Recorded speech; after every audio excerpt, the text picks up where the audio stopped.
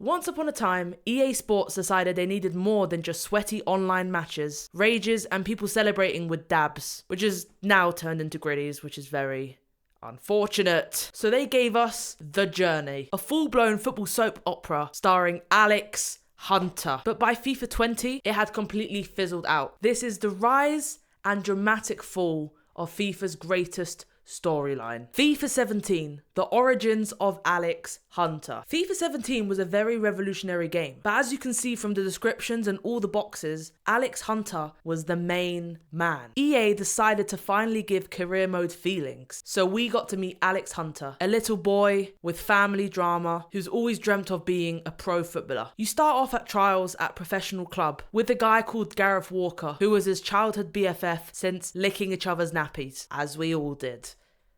Things go well and you sign for a Premier League club of your choice. And it's all going well until Gareth 360 no-scopes off of a building and gets injured, which starts a bit of a rivalry between Alex and Gareth. Honestly, the story had everything. Premier League dreams, locker room beef, a surprise loan to the MLS, which is football's version of a gap year. And this involved so much beef. Alex Hunter never really talked to his dad. It was a very abusive relationship and he looked up to his granddad. And for the first time ever, FIFA made you feel like the main character. Because you were. And I loved every second of it. FIFA 17 was one of the first new games I had ever played. I was stuck on old consoles. And I found it, as a young kid, very hard to adjust to the ultimate teams, your career modes, all of that. And the thing I mainly played was Alex Hunter's story mode. And the cool thing about The Journey is that you weren't just watching a story, you were able to make your own story. Whenever you were asked questions or interacted with people, you were given 3 different options. And all of these responses determine how your game goes in the future. You can be very fiery,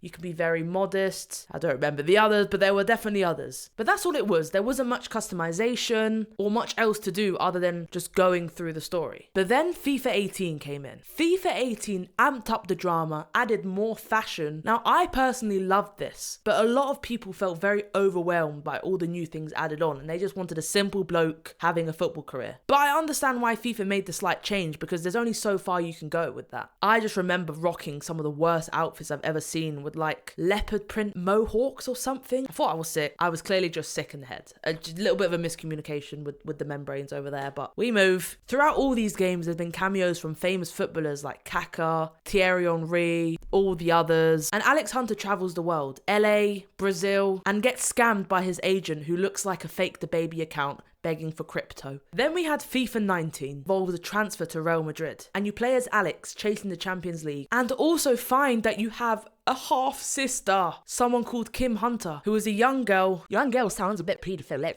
I think she was a teenager, older teenager, who played with the US national team. And then you have Danny, who is someone that you meet in FIFA 17, who you were first rivals with, and then you become mates. And he's battling relegation with a Premier League club. You could switch between the 3 different profiles. Not like GTA, but at different points of the stories, you were playing as different people, which was quite cool because you're surrounded by different players, you have different objectives. And not just that, but other than the half-sister, the drama is intense because Alex's granddad, who is basically a father figure to him, takes the L. And GG's out of life, if you know what I'm saying. So as I said, the game juggled 3 arcs. And while some parts felt like side quests, it actually summed up pretty well. Alex won the Champions League, Danny finds redemption, and Kim becomes a star. Once you've won the Champions League, there's not much EA can do with the Alex Hunter story. What they probably should have done is come up with another story with a different character, a different kid. Could have been more in the women's side if they really wanted to switch it up. A different country even. Maybe a kid on Brazil playing street football tries to make it big. Instead, they did a Volta story mode. Now, this was with the introduction of Volta football in quick matches anyway. And they made a whole story out of it, going around the world, recruiting players to play in all these Volta competitions. But it didn't feel right. Volta was supposed to be a cool urban follow-up. Your coach gets injured, you play football around the world, and in the end, you beat someone in a man bun from Tokyo. And no, I'm not joking, that is basically the whole story. The gameplay was okay. It kind of got tiring because a Volta pitch is quite a lot smaller. There's a lot less you can do, and it's mostly filled with hitting the walls because the goal is smaller than my Anyway, the actual story, the EastEnders story that I was looking for was basically non-existent. No character arcs, not much drama. It also wasn't based on a particular character. You were able to make your own character. And at the stage of FIFA 20, being made in 2019 predominantly, gaming wasn't at the stage where you could accurately be fully immersed in a story and think it's you in it. The voice was never going to sound like my voice. The character was never going to look like me. And so it ended up just being a bit mediocre. Whereas with Alex Hunter, they weren't really hiding the fact that it wasn't a personal story. And you felt more connected with the person. Whereas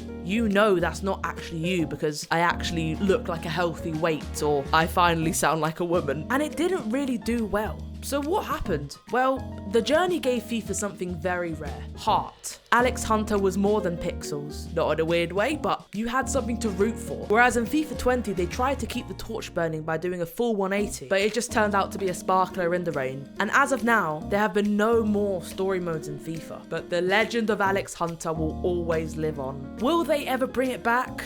I don't think they will really be doing it because they've put a lot of dedication into normal career mode now, except they're missing a bit of story. So maybe they won't have a career mode dedicated to being a player or having a story, but they will implement some sort of story into the normal career mode because I think that's probably what it's missing. You get those little brief 30-second spits in the locker room after a game and it looks very cool. If they just did something like NBA 2K, I think it would work really, really well. Anyway, that's it. Peace out, fat famalam.